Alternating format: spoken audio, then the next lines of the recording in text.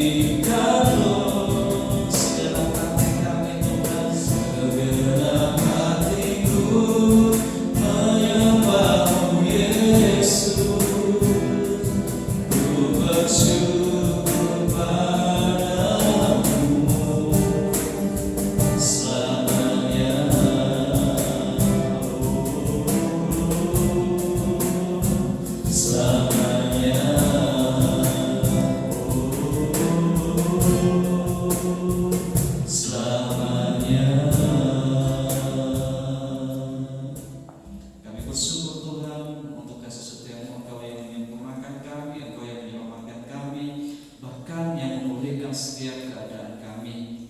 Saat ini Tuhan, kami mau bersorak-sorai, kami mau memuji, memuliakan Tuhan, kami mempergunakan setiap tangan kami, otot-otot dalam tubuh kami untuk memuliakan nama Tuhan. Terima kasih Tuhan, di dalam nama Tuhan Yesus Kristus kami berdoa dan mengucap syukur. Haleluya. Amin. Sekali lagi shalom semuanya. Masih ada sukacita untuk kalian semua di rumah ya, walaupun masih di rumah, masih sekolah online, tapi kita harus tetap bersukacita dengan kondisi kita sekarang. Oleh karena itu kita mau naikkan satu pujian, jangan lelah.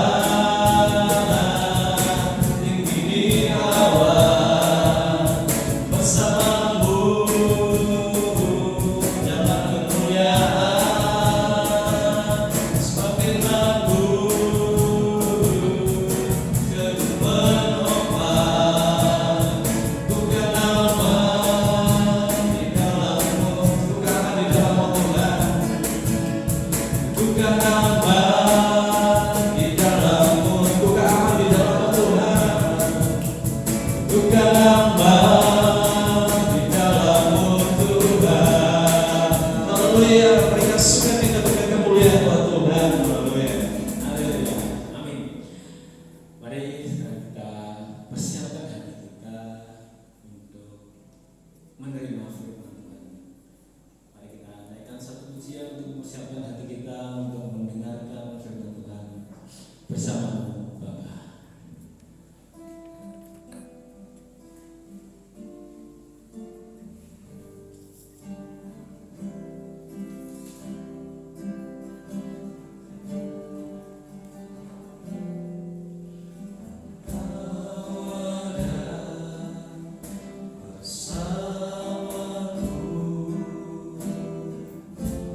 Di setiap musim hidupku,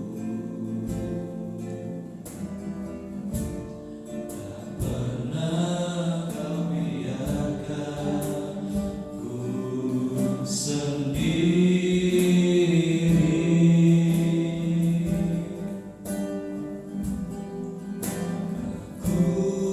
Kekuatan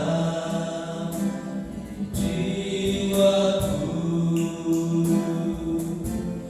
adalah bersamamu, pernah kasihmu bersamamu, bersamamu Bapa.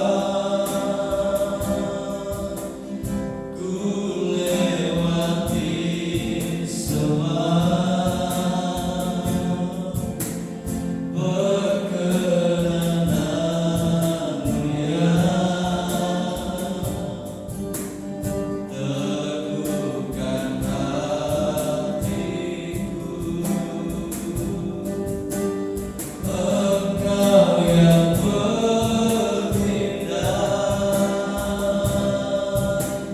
memberi pertolongan,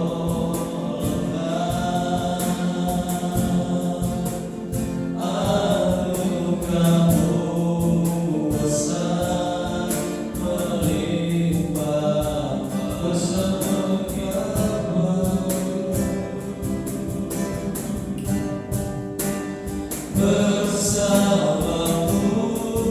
Bapa.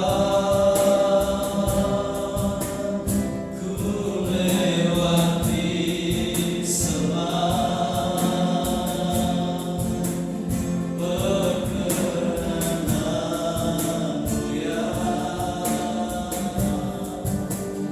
teguhkan hatiku. Engkau yang bertindak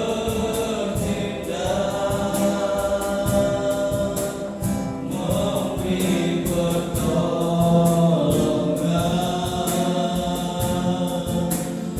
anugerah-Mu besar melimpah bagiku.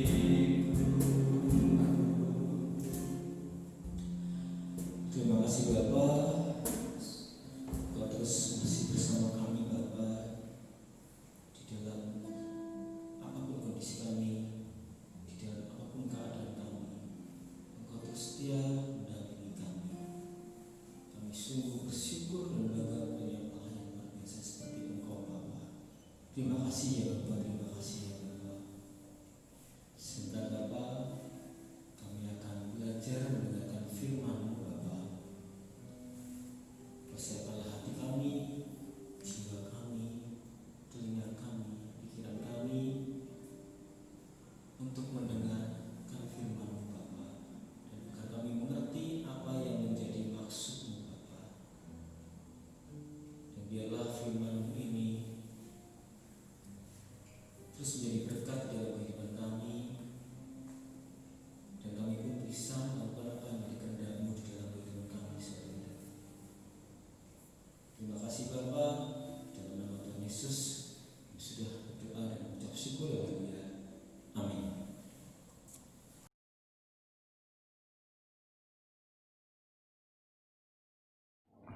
Shalom anak-anak semuanya, apa kabar hari ini? Luar biasa ya. Hari ini kita akan mendengarkan firman Tuhan yang bertema ketaatan Samuel. Firman ini diambil dari 1 Samuel pasalnya yang ketiga. Nanti anak-anak semua di rumah boleh silahkan dibuka Alkitabnya di 1 Samuel pasal yang ketiga dengan judul Samuel Terpanggil. Di situ ada 21 ayat. Hari ini Miss Elisa nggak akan bacakan semuanya karena Miss Elisa mau nanti anak-anak di rumah silahkan buka Alkitabnya dan baca sendiri-sendiri di rumah. Nah, ngomong-ngomong tentang ketaatan, banyak banget orang yang alergi atau risih atau takut, males mendengarkan khotbah atau perbincangan tentang ketaatan. Kenapa sih kok kita kadang-kadang males dengerin tentang khotbah ketaatan? Karena ketaatan itu kan seringkali kita hubung-hubungkan dengan larangan, kemudian perintah, kita harus patuh dengan ini dan itu dan lain sebagainya. Contoh sederhananya nih, kalian kan ini lagi belajar di rumah, apa-apa di rumah dari pagi sampai malam, kalian di rumah terus. Tiba-tiba mama kalian nih di rumah kan setiap hari ketemu ya, dari pagi sampai malam sama mama, apalagi kalau mama nggak kerja, disuruh makan. Dek, jam berapa ini? Makan dulu sana, nanti perutmu sakit. Malas sama, nanti aja aku belum lapar. Beberapa jam kemudian, ya ampun toh dek, ini udah jam berapa? Wong disuruh makan aja kok ya susah banget. Udah dimasakin sama mama, dimasakin sama mbak enak-enak, itu sukaanmu semua loh. Ada ayam, ada daging, ada tempe, ada sayur, buah semua lengkap di meja makan tuh. Kamu tinggal jalan, ambil makanan, makan. Susahnya tuh apa toh Jani? Saya tau mama, ini loh aku lagi belajar, besok itu ada MOT. Mbah karmu dek. Keesokan harinya tahu apa yang terjadi? Sakitlah perutmu nanti ya, karena nggak makan secara teratur, ya kan? Mama langsung bilang, loh ya toh, apa mama bilang? Disuruh makan teratur aja kok ya susah banget. Akhirnya apa yang terjadi? Perutmu sakit, kamu yang rugi toh. Ada MOT hari ini, wes kapok, mau kapan nggak bisa ngerjain dengan konsentrasi. Anak-anak semuanya, untuk menjadi taat, seringkali kita harus melakukan A, B, C, D, E, F, G, H, I, J, K, L, M, N, O, P, Q, R, S, T, U, V, W, X, Z. Semua hal itu harus kita lakukan. Aturan, perintah, larangan, kita harus mengikutinya kalau mau menjadi seorang yang taat. Capek?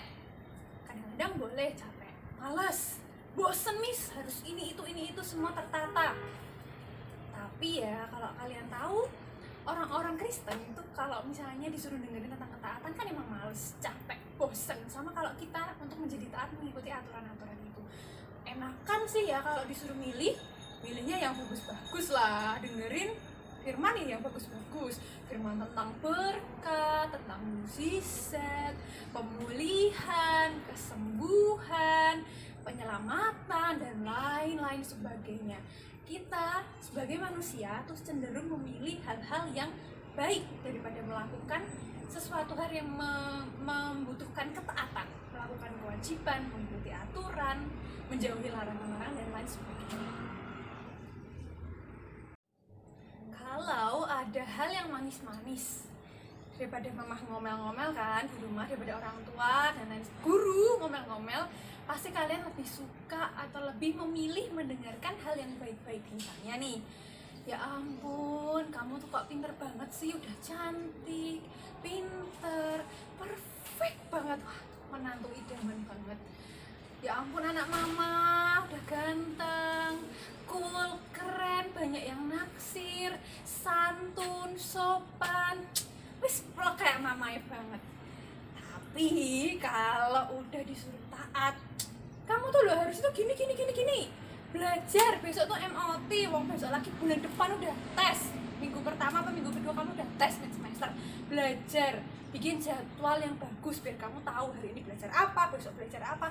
Masa kamu nggak mau nilaimu bagus? Kamu nggak mau nanti kamu naik kelas, kamu jadi seorang yang berprestasi, kamu bisa masuk ke sekolah yang kamu inginin, tuh kamu nggak mau.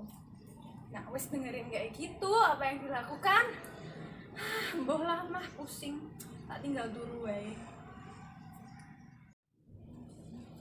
Padahal anak-anak, ketaatan itu adalah sesuatu hal yang sangat penting, terutama untuk kita sebagai orang Kristen, sebagai anak-anak Tuhan. Kenapa sih kok ketaatan itu penting? Karena ketaatan itu adalah harga mutlak jika seseorang itu ingin mengalami penggenapan janji Tuhan. Kita sebaiknya bukan menghindari ketaatan, tapi kita menjadikannya sebagai gaya hidup kita. Kita jadikan ketaatan itu sebagai kebiasaan kita. Kalau kita biasa taat, kalau kita jadikan taat itu sebagai gaya hidup kita akan terbiasa untuk melakukan tugas-tugas dari Tuhan, pelayanan Tuhan. Kita terbiasa untuk melayani Tuhan. Kita melakukan firman Tuhan, itu kita udah terbiasa dan tidak menganggapnya sebagai suatu beban, tetapi menjadi suatu kesukaan. Kalau kita tilik lagi ke kisah Samuel yang ada di 1 Samuel 1 ayat yang 1 Samuel 1 hingga 1 Samuel 3 yang tadi kita baca bersama-sama, kita tahu bahwa Samuel itu dari kecil sudah dipersembahkan oleh orang tuanya Hana dan juga Elkana ke bait Allah untuk melayani Tuhan.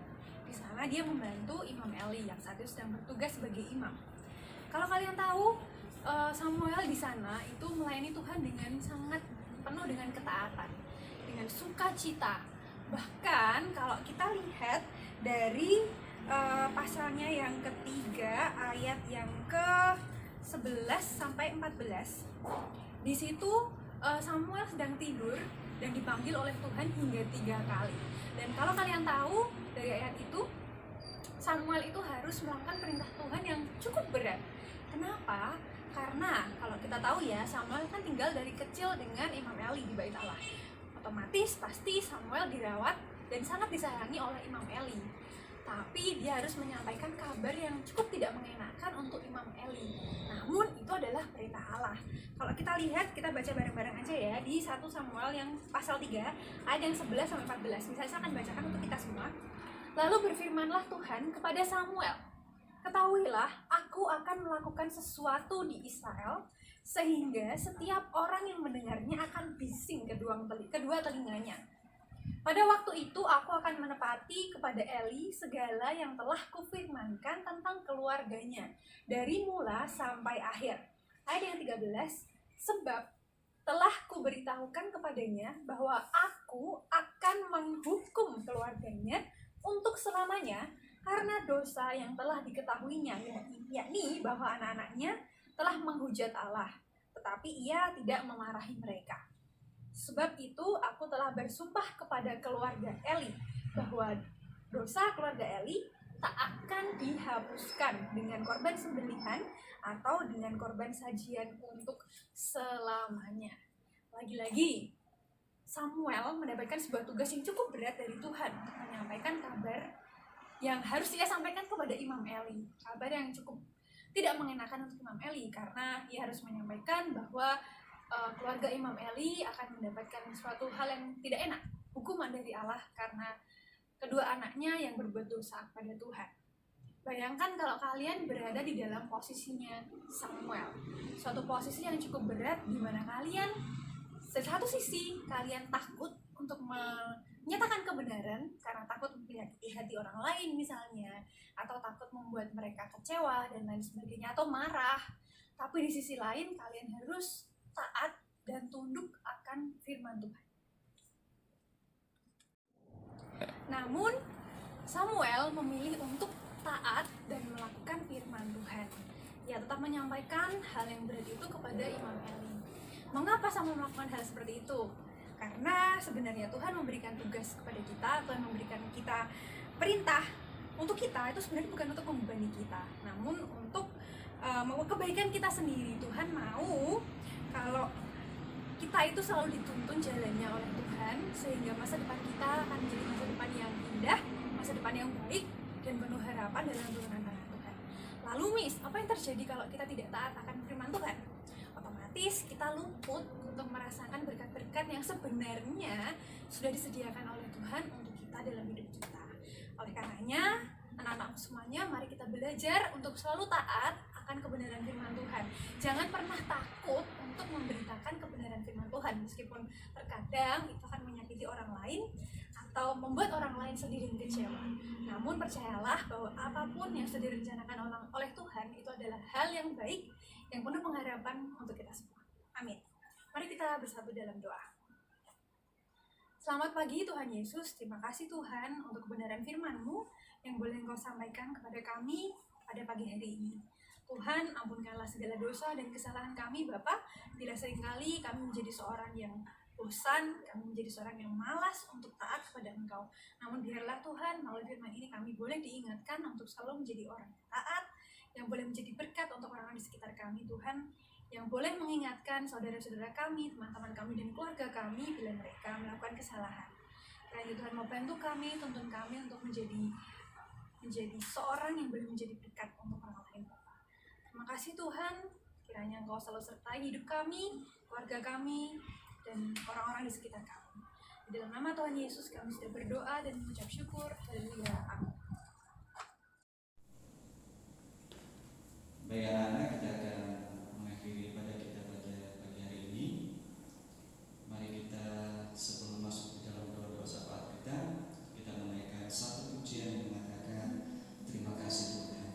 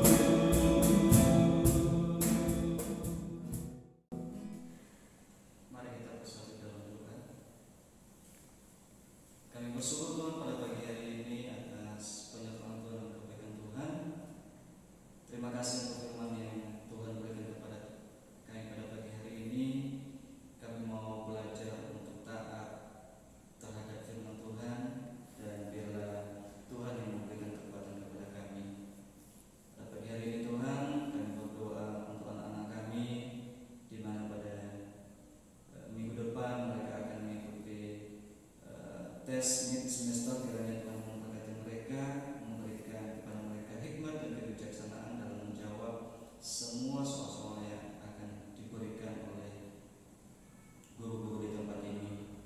Kami berdoa juga Tuhan untuk guru-guru yang ada di tempat ini, kiranya Tuhan memberkati mulai dari pemimpin kami, Mr. Jalur dan Mr. Dewo, kiranya Tuhan memberikan hikmat dan kebijaksanaan dalam memimpin kami sehingga pelaksanaan pelayanan tempat ini berjalan sesuai dengan kehendak Tuhan.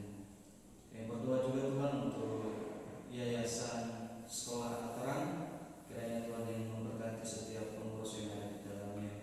Terima kasih ya Tuhan, kami menyerahkan seluruh kehidupan kami dan tak lupa juga kami berdoa Tuhan di situasi keadaan kondisi yang ada di sekeliling kami pada saat ini Tuhan, yang membuat hati kami khawatir, ketakutan. Kiranya Tuhan yang memberikan kekuatan kepada kami dan menjauhkan kepada kami segala yang membahayakan hidup kami. Biarlah